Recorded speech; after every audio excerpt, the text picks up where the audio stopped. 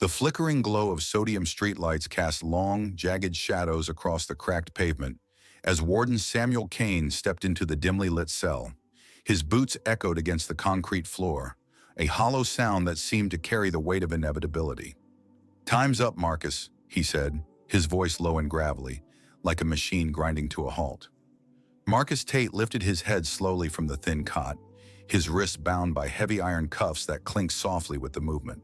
His face, weathered by 6 years on death row, bore the lines of a man who had stared into the abyss and refused to blink. Yet in his sharp green eyes there was no trace of surrender, only a quiet, burning resolve. "I have one last request," Marcus said, his voice steady but soft, barely above a whisper. "I want to see my dog, Shadow." The warden's brow furrowed. In his 20 years at Blackthorn Penitentiary, he'd heard all kinds of final wishes: steaks cooked rare, a last cigarette, tearful goodbyes to lovers or parents. But a dog? That was a new one. He shifted uncomfortably, his starched uniform creasing. "A deal's a deal," he muttered, more to himself than to Marcus. "I'll see what I can do." With that, he turned and left, the cell door clanging shut behind him, leaving Marcus alone with the ghosts of his past. Marcus leaned back against the cold wall, closing his eyes. In the darkness of his mind, he saw Shadow, his loyal black Labrador, with fur as dark as midnight and eyes that seemed to hold the wisdom of the world. Shadow had been his anchor, the one constant in a life that had spiraled into chaos.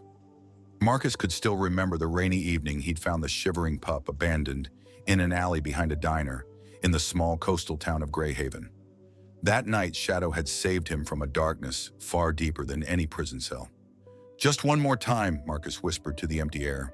"I just need to see you." 20 miles away, in a quaint seaside cottage on the outskirts of Greyhaven, a phone buzzed on a cluttered wooden table. Dr. Eliza Morrow, a veterinarian with chestnut curls and eyes that carried the weight of too many sleepless nights, answered with a weary, "Hello? Dr. Morrow, this is Warden Kane from Blackthorn Penitentiary," came the gruff voice on the other end.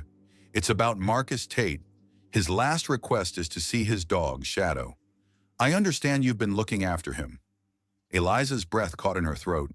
Her heart thudded against her ribs, a sudden rush of adrenaline chasing away her fatigue. Marcus. She hadn't heard his name spoken aloud in years, though his letters, dozens of them, penned in careful, deliberate script, had become a lifeline of sorts.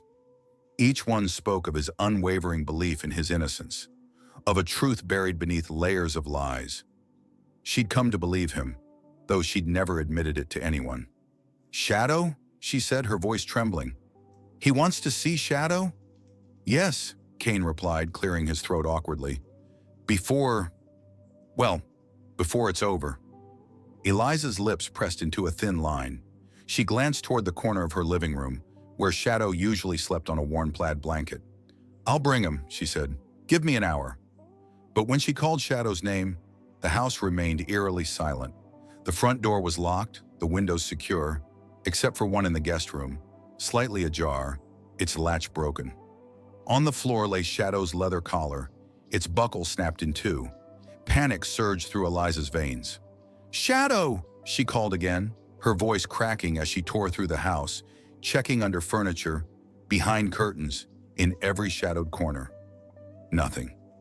The dog was gone. Her hands shook as she grabbed her phone and dialed a number she hadn't called in years. "Jasper, it's me. I need you. It's about Marcus and Shadow." A long pause crackled through the line before a deep, familiar voice answered. "I'm on my way." Time slipped through Eliza's fingers like sand.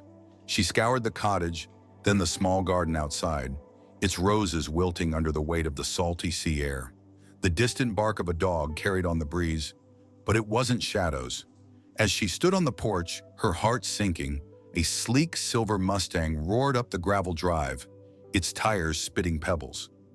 Jasper Cole stepped out, his tall frame casting a long shadow. A jagged scar ran across his left cheek, a relic of a life he rarely spoke of.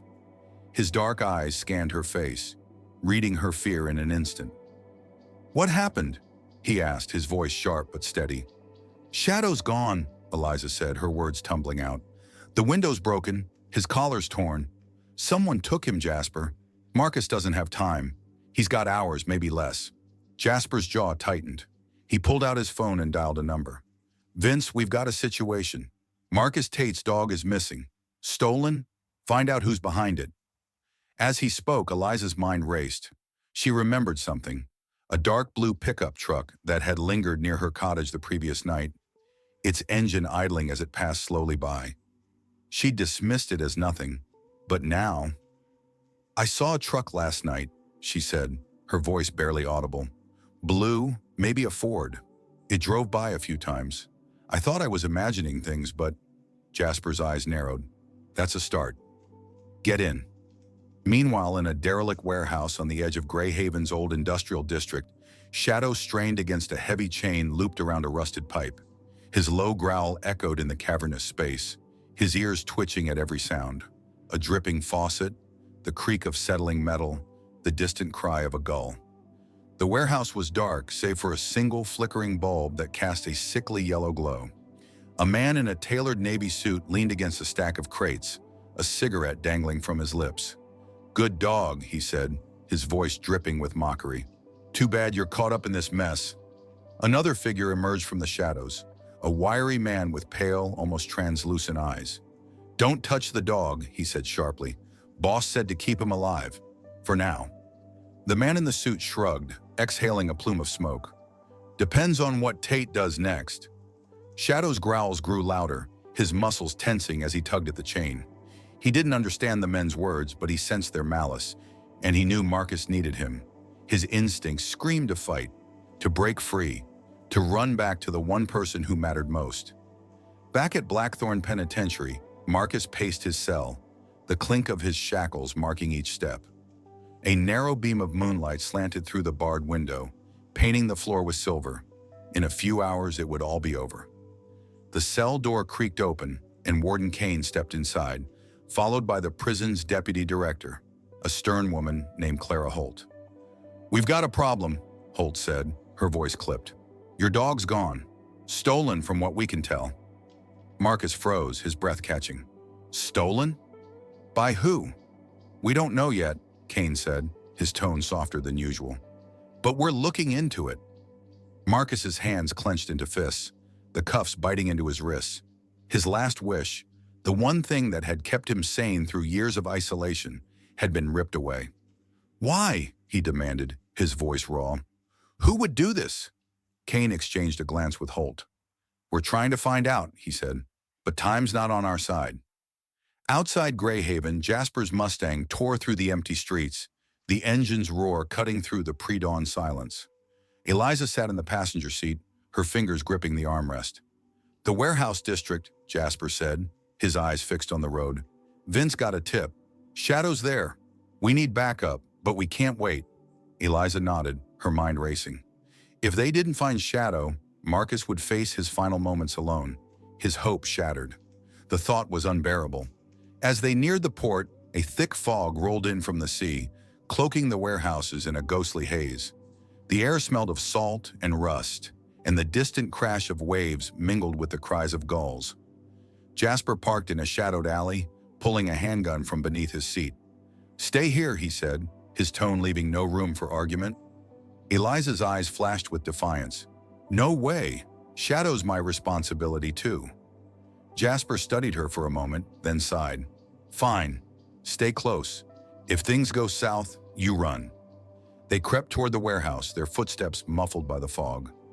Jasper pressed himself against the wall, peering through a grimy window.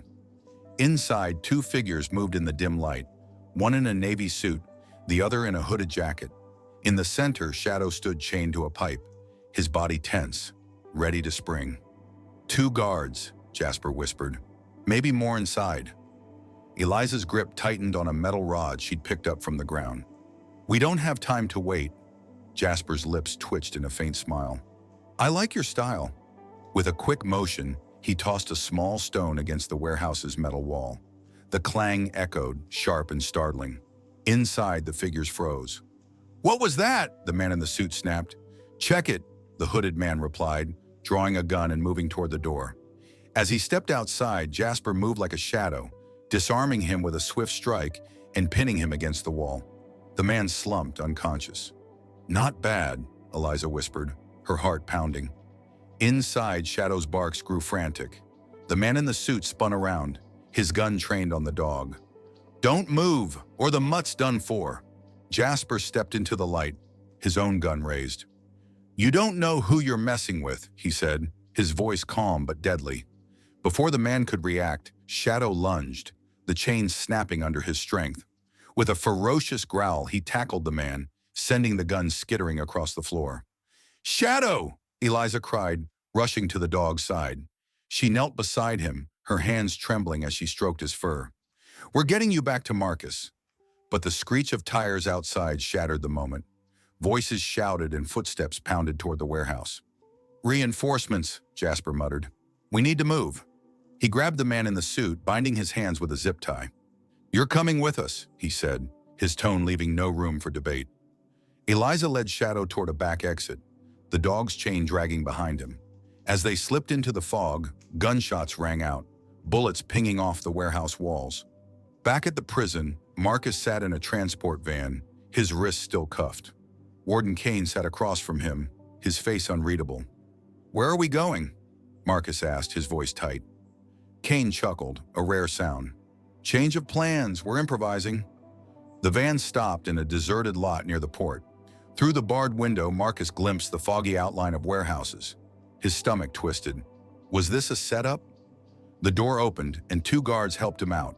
Then he heard it, a familiar bark, sharp and joyful. His heart leaped.